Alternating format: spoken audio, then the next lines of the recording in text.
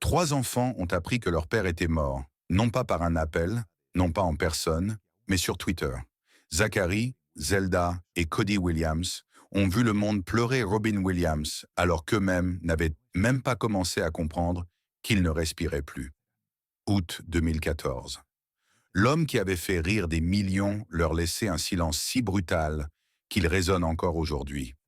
Robin Williams n'était pas seulement un génie comique. C'était un père qui se battait contre des démons invisibles, tout en élevant trois enfants au cœur de l'ouragan hollywoodien. Zachary, né de son premier mariage, Zelda et Cody, de son second. Trois personnes qui ont grandi avec un nom de famille qui pesait comme une condamnation. Ce n'est pas seulement l'histoire de la perte d'une icône. C'est ce qui arrive quand l'homme le plus drôle du monde cache la douleur la plus sombre et que ses enfants héritent des deux. Ce qui suit n'apparaît pas dans les gros titres. Ici, tu découvriras comment ils ont vécu le deuil le plus public de la décennie, les conflits familiaux qui ont détruit ce qu'il restait et les secrets que Robin a gardés jusqu'à son dernier souffle. Des vérités que seuls ceux qui iront jusqu'au bout sauront. Parce que cette histoire ne se termine pas avec sa mort, elle commence là. 11 août 2014, 11h35 du matin. Zachary Williams, l'aîné, était dans son appartement à New York lorsque son téléphone a explosé. Messages, appels, notifications sans arrêt. Il ouvre Twitter et voit la photo de son père en tendance mondiale. Wang Robin Williams. Naola Erip. Son cœur s'est arrêté avant que son cerveau ne puisse comprendre. Il appelle sa sœur. Zelda ne répond pas. Il appelle sa belle-mère. Silence. Il appelle l'assistante de son père. Encore silence. Il a dû lire des articles écrits par des inconnus pour confirmer que son père n'existait plus. Zelda Williams avait 25 ans. Elle était chez elle à San Francisco lorsque les réseaux sociaux se sont transformés en cauchemar.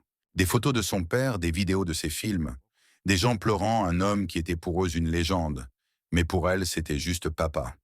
Puis les trolls sont arrivés. Des utilisateurs anonymes lui envoyaient de fausses images du corps de Robin. Des mèmes cruels. Des messages disant que c'était sa faute, que si elle avait été plus présente, il serait encore vivant. Zelda a éteint son téléphone et pleuré jusqu'à ne plus avoir de larmes. Mais le monde, lui, n'a pas arrêté. Le monde ne s'arrête jamais. Cody Williams, le plus jeune, avait 22 ans. Il était à l'université quand il a appris la nouvelle. Un camarade lui a montré un téléphone avec l'annonce. Cody a regardé l'écran, lu les mots, puis s'est levé et est sorti de la salle sans rien dire. Il a marché pendant des heures sur le campus. Ses pas l'ont mené à un parc où il jouait enfant. Il s'est assis sous un arbre. Et là, seul, sans caméra ni journaliste, il a senti sa vie se fendre en deux, l'avant, l'après, et une fissure si profonde qu'il savait qu'elle ne se refermerait jamais complètement. Mais ce que personne ne savait alors, ce qu'on ne découvrirait que des années plus tard, c'est que Robin Williams envoyait des signaux minuscules, subtils, invisibles pour le monde. Zachary se rappellerait plus tard d'un appel, 3 jours avant. Son père lui avait demandé non pas comment il allait, mais s'il était heureux. Zachary avait répondu « oui » par automatisme, puis avait raccroché rapidement parce qu'il avait une réunion. Cette conversation allait le hanter chaque nuit pendant des années. Zelda avait un message auquel elle n'avait jamais répondu. Son père lui avait écrit « Je t'aime plus que les mots ne peuvent le dire ». Elle avait pensé que c'était un de ses moments sentimentaux habituels. Elle avait répondu par un simple emoji en forme de cœur. Rien d'autre. Cet emoji deviendrait son plus grand regret, une réponse vide au dernier « Je t'aime » de sa vie. Cody avait reçu une photo la veille. Robin dans le jardin, regardant le coucher de soleil. Aucun texte, juste l'image. Cody n'y avait rien vu d'étrange. Aujourd'hui, cette photo est encadrée dans son salon. Il la regarde chaque matin et se demande ce que son père voulait dire. Si cette histoire te touche d'une manière ou d'une autre, abonne-toi, parce que ce qui arrive ensuite est encore plus profond. Les premiers jours après la mort furent un brouillard. Zach a pris un vol d'urgence pour la Californie. Dans l'avion, des gens l'ont reconnu. Certains lui ont présenté leurs condoléances, d'autres lui ont demandé des selfies dans l'avion qui le menait aux funérailles de son père. Il a dit oui, parce qu'il ne savait pas comment dire non. Il est arrivé à la maison familiale de Tiburon, la même où Robin avait vécu ses derniers moments. Les portes étaient entourées de fleurs, des centaines, des milliers. Peluches, lettres, dessins envoyés par des fans du monde entier. Zachary a dû se frayer un chemin à travers l'amour d'inconnus pour entrer pleurer son père. Zelda n'a pas quitté sa maison pendant une semaine. Elle a éteint son téléphone, coupé Internet, s'est enfermée avec son chien et a laissé la douleur la consumer en privé. Mais le monde ne lui a pas permis ce luxe. Des paparazzis ont campé devant chez elle. Ils ont pris des photos d'elle sortant les poubelles, d'elle pleurant dans son jardin. Ces photos ont fini dans des magazines avec des titres comme La douleur de Zelda ou La fille dévastée. Ils ont transformé son deuil en contenu, en clics, en argent. Cody s'est réfugié chez sa mère, Marsha Garcès, la deuxième épouse de Robin. Elle était brisée, mais essayait d'être forte pour ses enfants. Elle leur cuisinait, leur faisait du thé, leur disait que tout irait bien. Mais la nuit, Cody l'entendait pleurer dans sa chambre, des sanglots qui traversèrent les murs. Il a compris que personne n'allait bien. Personne n'irait bien avant longtemps. Les funérailles furent privées, très privées. Seule la famille proche et quelques amis intimes. Mais dehors, des centaines de personnes, des fans, des caméras. Les 3 enfants ont dû entrer par une porte arrière pour éviter le cirque médiatique. À l'intérieur, le cercueil était fermé. Robin avait laissé des instructions précises. Il ne voulait pas que l'on voie son corps. Il voulait être rappelé tel qu'il était, vivant, riant, lumineux. Zachary a parlé en premier. Il avait préparé un discours mais n'a pu prononcer que 3 phrases avant de s'effondrer. Il a parlé de la manière dont son père lui avait appris à faire du vélo, de comment il savait toujours le faire rire, même dans les pires moments, de comment ces pires moments étaient arrivés et que papa n'était plus là. Il s'est assis, incapable de continuer. Zelda n'a pas parlé. Elle ne pouvait pas. Elle est restée assise entre ses frères, le regard perdu, serrant un mouchoir qui appartenait à son père. Un mouchoir qui sentait encore sa Cologne, le café, la maison. Elle le serrait si fort que ses jointures devenaient blanches. Cody a lu un poème qu'il avait écrit la veille, entre larmes et colère. Il parlait d'un homme qui éclairait le monde, mais s'éteignait dans l'obscurité. D'un père qui avait sauvé des millions, mais n'avait pas pu se sauver lui-même. De 3 enfants qui devaient désormais vivre avec un vide grand comme un géant. Quand il a terminé, la salle était silencieuse. Pas d'applaudissements, pas un mouvement, juste le poids du chagrin. Puis quelque chose d'inattendu est arrivé. Quelque chose qui allait transformer leur deuil en une bataille juridique brutale. Une semaine après les funérailles, Susan Schneider, la 3e épouse de Robin et sa veuve, a déposé une plainte. Pas contre des étrangers, contre les enfants de Robin, Zachary, Zelda et Cody. La raison? L'héritage. Susan affirmait qu'elle avait des droits, qu'en tant que veuve, elle méritait du respect, que les enfants ne comprenaient pas ce qu'elle avait vécu avec Robin durant ces dernières années. Cody a raccroché en sachant que tout cela finirait devant un tribunal. La bataille juridique dura des mois. Les médias la couvrirent comme un télé-réalité. La famille Williams en guerre, les enfants contre la veuve, des titres transformant leur douleur en divertissement. Les détails de la plainte ont fuité. La liste des objets disputés est devenue publique. Des montres Rolex que Robin collectionnait, les vélos avec lesquels il évacuait son stress, des vêtements de films iconiques, des photos de famille, tout réduit à un inventaire froid dans des documents légaux.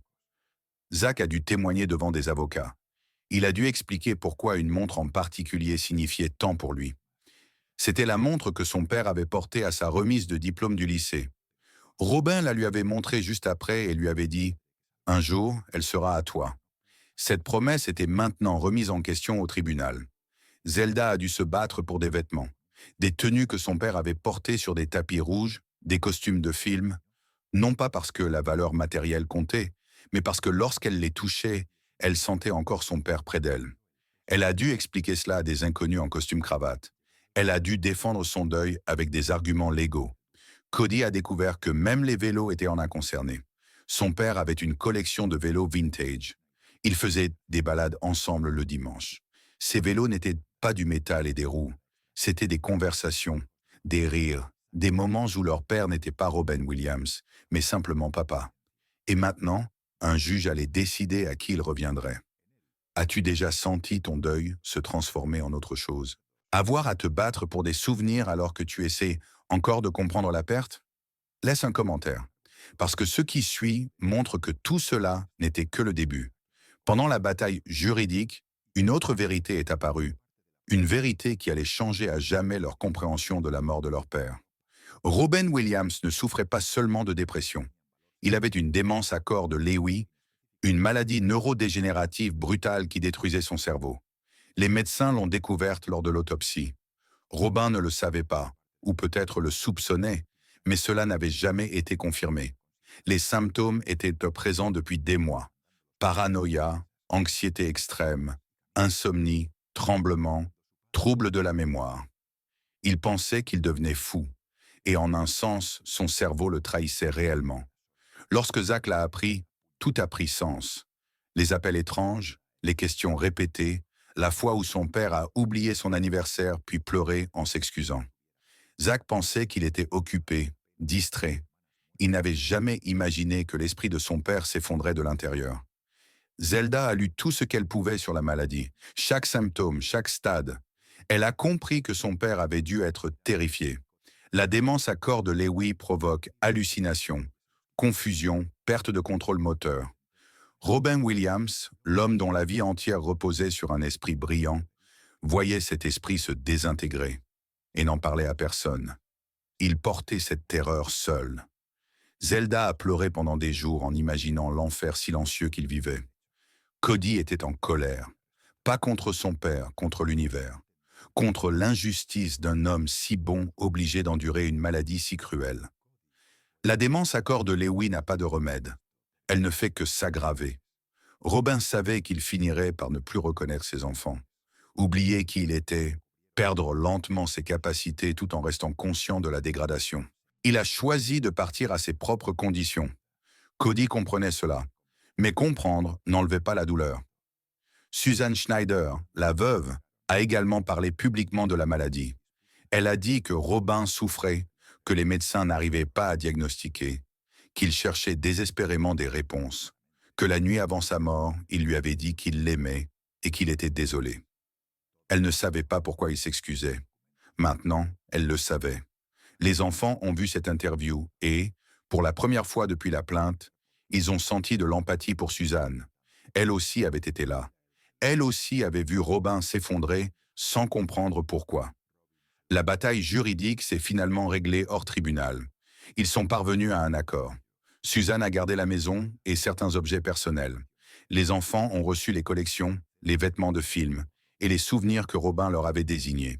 Il n'y a pas eu de gagnant, seulement des gens brisés se partageant ce qui restait de quelqu'un qu'ils aimaient. Mais voici quelque chose que presque personne ne sait, quelque chose que Zach a révélé des années plus tard, dans une interview peu vue. Zachary a trouvé une boîte dans le bureau de son père. Une simple boîte en bois, sans étiquette, cachée derrière des livres. À l'intérieur, des lettres. Des lettres que Robin avait écrites mais jamais envoyées. Une pour chacun de ses enfants, datée d'une semaine avant sa mort.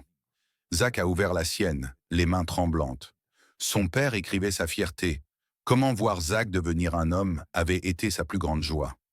Ses regrets de ne pas avoir été plus présent quand il était petit, lorsque le divorce et la carrière l'avaient consommé.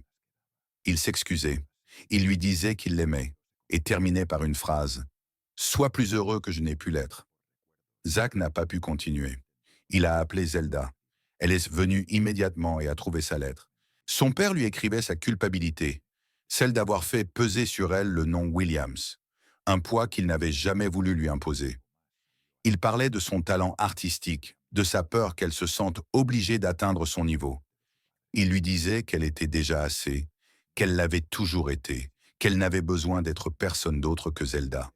La lettre se terminait ainsi. « Le monde te comparera à moi.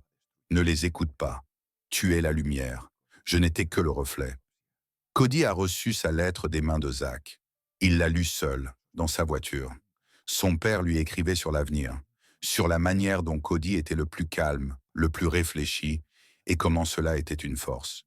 Il lui disait qu'il n'avait pas à travailler dans le divertissement s'il ne le voulait pas, qu'ils pouvaient être ce qu'ils voulaient, que leur nom n'était qu'un nom, pas un destin. Puis venait la phrase qui l'a détruit. « Pardonne-moi d'être parti. Pardonne-moi de ne pas avoir été assez fort pour rester. Mais comprends que mon cerveau n'était plus le mien et que je ne voulais pas que tu me voies devenir quelqu'un que tu ne reconnaîtrais plus. » Cody a pleuré jusqu'à ne plus avoir de voix. Ces lettres n'ont jamais été rendues publiques. Les 3 enfants ont décidé de les garder. Elles étaient leur dernier cadeau, les mots dont ils avaient besoin. Des mots qui n'effaçaient pas la douleur, mais expliquaient le silence. Mais la vie a continué, parce que le deuil ne te donne pas la permission de t'arrêter. Zelda reçut un email. Un musée de Los Angeles préparait une exposition consacrée à Robin Williams. Il voulait inclure des objets personnels, des costumes de films, des récompenses et souhaitait que la famille participe. Zelda appela ses frères. Zach était réticent. Voulait-il vraiment transformer leur père en attraction, en tourisme de nostalgie? Cody suggéra qu'ils écoutent d'au moins la proposition avant de décider. Ils rencontrèrent les conservateurs. L'exposition ne serait pas seulement sur Robin l'acteur, mais sur Robin l'humain. Elle inclurait des informations sur la santé mentale, sur la démence à corps de Lewy, sur l'importance de parler ouvertement du suicide. Ce serait éducatif. Ce serait honnête. Les enfants se regardèrent et dirent oui. Ils travaillèrent avec le musée pendant des mois, décidant quoi montrer et quoi protéger. Certaines choses étaient trop personnelles, mais d'autres semblaient nécessaires à partager avec le monde. La veste de Good Will Hunting, la perruque de Madame Doubtfire, des photos de famille montrant le père derrière l'icône, des lettres de fans que Robin avait conservées, tout présenté avec contexte et respect. L'exposition ouvrit en 2021. Elle fut bouleversante. Des milliers de personnes vinrent, des fans de Robin, des gens qui ne l'avaient jamais rencontré, mais avaient grandi avec ses films, des personnes ayant perdu quelqu'un par suicide et trouvant du réconfort en découvrant qu'elles n'étaient pas seules. Les 3 enfants assistèrent à l'inauguration. Ils parcoururent l'exposition, virent leur père à travers les yeux d'inconnus. C'était étrange, mais aussi guérisseur. Voir qu'il avait touché tant de vies, que son héritage n'était pas seulement douleur, mais aussi joie, espoir, rire. Zelda s'arrêta devant une photo. Elle y avait 15 ans. Son père la serrait dans ses bras. Il souriait. Elle ne se souvenait pas de ce moment précis, mais en le voyant, elle sentit l'amour pur, inconditionnel, et pour la première fois depuis des années, elle sourit sans culpabilité. Zach trouva une vidéo. Robin improvisant des blagues en coulisses, riant, étant lui-même. Zach avait oublié ce rire. Le vrai, pas celui de la scène, celui de papa. Il se permit de le revoir ainsi, heureux, ne serait-ce qu'un instant. Cody lut des lettres de fans. Des histoires de vie que Robin avait touchées sans jamais le savoir. Un soldat qui, après avoir vu Good Morning Vietnam, avait trouvé la force de continuer. Une fillette qui, pendant sa chimiothérapie, regardait Flubber et oubliait la douleur. Un père qui apprit à exprimer ses émotions en regardant le cercle des poètes disparus. Robin avait été plus qu'un divertissement. Il avait été un médicament. Cody pleura en lisant ses lettres. Il pleura de tristesse, mais aussi de fierté. L'exposition fut un succès. Elle voyagea dans d'autres villes, toucha des millions de personnes. Les 3 enfants sentirent qu'ils avaient enfin fait quelque chose de juste, quelque chose qui honorait leur père sans l'exploiter, qui partageait sa lumière sans cacher son obscurité. Mais l'histoire ne s'arrête pas là, car il y avait encore quelque chose que le monde ignorait. Robin Williams avait laissé un enregistrement que ses enfants trouvèrent des années après sa mort. Pas une vidéo, un simple mémo vocal sur son téléphone, daté de 2 jours avant son décès. Ils le trouvèrent par hasard. Zach parcourait des anciens fichiers lorsqu'il tomba dessus. Au début, il hésita à l'ouvrir. Il appela ses frères et sa sœur. Les 3 se réunirent. Ils mirent la note vocale sur haut-parleur et écoutèrent. La voix de Robin était douce, fatiguée. Il parlait lentement. Il disait qu'il savait que quelque chose n'allait pas en lui, que son esprit ne fonctionnait plus correctement, qu'il avait peur. Peur de perdre qui il était. Peur de devenir un fardeau. Peur que ses enfants se souviennent de lui confus et effrayé plutôt que heureux et fort. Il disait qu'il les aimait plus que les mots ne pouvaient l'exprimer, que sa plus grande réussite n'était ni les films, ni les prix. C'était eux. Zach, Zelda, Cody. Il disait qu'il avait l'impression de les décevoir en n'arrivant plus à se battre, mais qu'il était si fatigué. Tellement fatigué. L'enregistrement durait 4 minutes. Il se terminait avec Robin qui pleurait doucement et répétait « Pardon, pardon, pardon ». Les 3 enfants éclatèrent en sanglots. Comme ils n'avaient pas pleurer depuis l'enterrement. C'était déchirant d'entendre la souffrance de leur père, mais c'était aussi ce dont ils avaient besoin. Une confirmation que ce n'était pas par manque d'amour, c'était par excès de souffrance, qu'il ne voulait pas partir, mais que son cerveau l'y poussait. Et cette vérité, aussi cruelle soit-elle, leur apporta une forme de paix. Ils gardèrent l'enregistrement. Ils ne le rendirent jamais public. C'était leur secret, le dernier cadeau de leur père, les mots qu'il leur fallait pour enfin laisser tomber la culpabilité. Aujourd'hui, en 2025, 11 ans plus tard, les trois enfants vivent leur vie. Zach produit du contenu porteur de sens, Zelda crée de l'art et milite pour la santé mentale. Cody élève son fils loin des projecteurs. Ils n'ont pas surmonté la mort de leur père. On ne surmonte pas quelque chose comme ça. Ils ont appris à vivre avec, à porter le poids sans qu'il les écrase. Ils parlent de lui sans peur ni honte. Ils disent qu'il a souffert de dépression, qu'il a eu une maladie atroce, qu'il a choisi d'en finir, qu'ils auraient voulu qu'il fasse un autre choix, et qu'ils comprennent pourquoi il ne l'a pas fait, et qu'il est normal de ressentir tout cela à la fois. L'héritage de Robin Williams ne se limite pas à ses films. C'est la conversation que sa mort a lancée sur la santé mentale, sur les maladies invisibles, sur le fait que les personnes les plus brillantes peuvent mener les combats les plus sombres. Ses enfants ont veillé à cela. Ils ont transformé la douleur en but. Mais il reste une question que Zach a posée lors d'une récente interview. Combien de personnes souffrent en silence en ce moment? Combien de Robin Williams sans voix existent là dehors? Que pouvons-nous faire pour que personne ne pense que la seule issue est la fin? Puis il a ajouté, « Si nous pouvons sauver ne serait-ce qu'une vie en racontant notre histoire, alors la douleur de papa n'aura pas été vaine. » C'est la vérité que les médias n'ont jamais comprise. Les trois enfants de Robin Williams ont transformé la pire expérience de leur vie en mission, non pas pour canoniser leur père, mais pour l'humaniser, pour montrer que la souffrance ne discrimine pas, que tu peux avoir le succès, l'argent, la célébrité, et être malgré tout brisé, et que demander de l'aide n'est pas une faiblesse, c'est du courage. Zach collabore aujourd'hui avec des organisations de santé mentale. Il finance des recherches sur la démence à corps de Lewy. Il veut qu'il y ait des traitements, de l'espoir, que plus personne n'ait à choisir entre vivre avec un cerveau qui s'effondre ou mourir avant de se perdre complètement. Zelda utilise sa plateforme pour amplifier d'autres voix, pas seulement la sienne. Elle partage des histoires d'autres survivants de suicides, de personnes vivant avec des troubles mentaux, de familles brisées qui tentent de se reconstruire. Elle est devenue un pont, un phare, la preuve qu'on peut survivre à l'insurvivable. Cody apprend à son fils à ressentir. Il lui dit que c'est normal de pleurer, normal d'avoir peur, que les hommes n'ont pas besoin d'être forts tout le temps, que demander de l'aide est intelligent. Cela brise des cycles, crée de nouveaux schémas. Il veut que son fils grandisse dans un monde où parler de santé mentale n'est pas tabou. Et ensemble, les trois maintiennent vivante une vérité essentielle. Robin Williams était extraordinaire, mais il était aussi humain. Et les humains luttent. Les humains se brisent. Les humains, parfois, ne trouvent pas l'issue. Mais cela ne définit pas toute leur existence. Sa vie était plus que sa mort. Son amour était plus grand que sa douleur. Sa lumière était réelle, même si elle partageait l'espace avec l'obscurité. 11 ans plus tard, le monde se souvient de Robin Williams avec affection. Les gens regardent dans des marathons de ses films, partagent des mèmes de ses blagues, célèbrent son génie.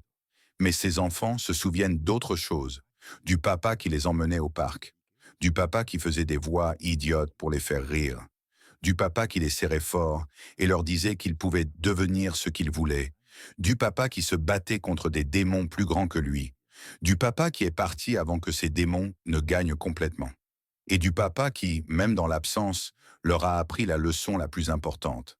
La vulnérabilité est humaine, et c'est normal de ne pas aller bien. Voici l'histoire que tu n'as jamais vue dans les journaux. L'histoire de trois personnes qui ont perdu leur père sous les yeux du monde entier, qui ont dû se battre dans des tribunaux tout en vivant leur deuil, qui ont trouvé des lettres secrètes et un dernier enregistrement, qui ont transformé la douleur en mission, qui ont décidé que l'histoire de Robin Williams ne se terminerait pas en tragédie, mais en héritage, en conversation, en changement. Et peut-être, juste peut-être, une autre histoire attend d'être racontée. Une autre famille, une autre lutte, Un autre secret qui a besoin de lumière. Car si Zachary, Zelda et Cody Williams nous ont appris quelque chose, c'est que les histoires les plus difficiles sont celles qui doivent être entendues. Celles qui nous rappellent que nous sommes tous plus que nos pires moments. Que l'amour survit à la perte. Et que même dans la nuit la plus sombre, quelqu'un, quelque part, cherche toujours la lumière.